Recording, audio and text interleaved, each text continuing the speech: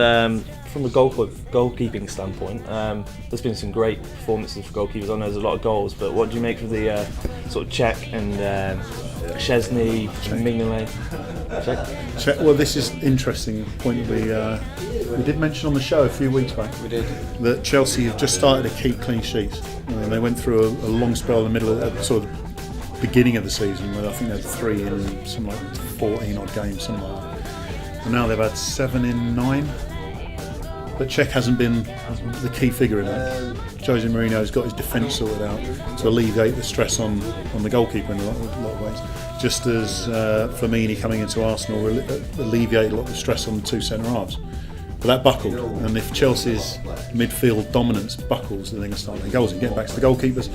We raved about Boric. I think the injury has set him back a little bit, because before the injury he was one of the top performers in the league. Tonight with Cardiff we've got Marshall, who has saved more shots than anyone else in the league.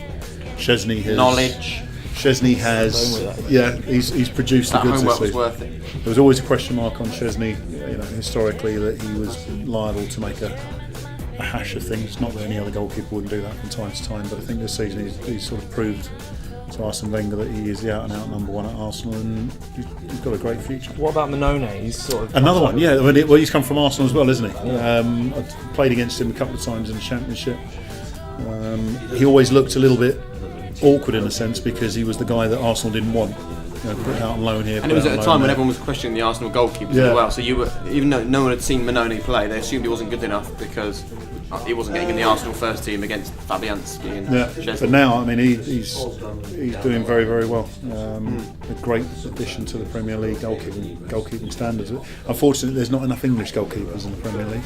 Well, that brings us on to the next point. Obviously, World Cup straight after Premier League. Does this exciting Premier League season that could go down to the wire help England in terms of their players staying competitive right to the end? And obviously, you got Oxlade-Chamberlain coming back from injury. He's going to be playing well, playing often. Imagine you're Raheem Sterling, right?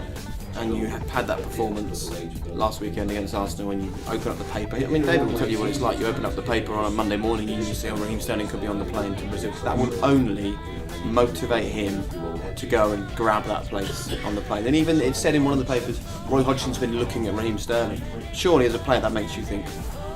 It does, but then it depends. It's environmental. It depends on the club you're at. And I think with Brendan Rodgers as your manager, he's got a great chance of continuing that sort of form. I mean, the fact that he made 18 appearances last season as 18 last year?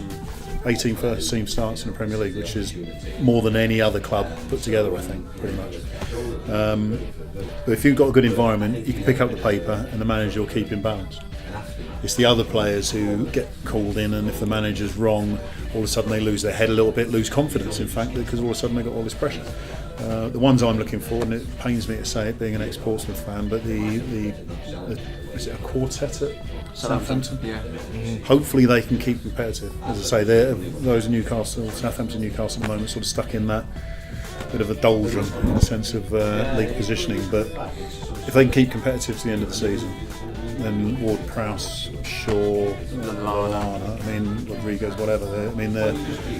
They're lads you want in your side. They're young, first season hunger, and the fact they're young means they're not necessarily going to get physically tired going into a World Cup, whereas a lot of players who have had the experience sort of tournament after tournament, they kind of switch off a little bit because they know they need a breather.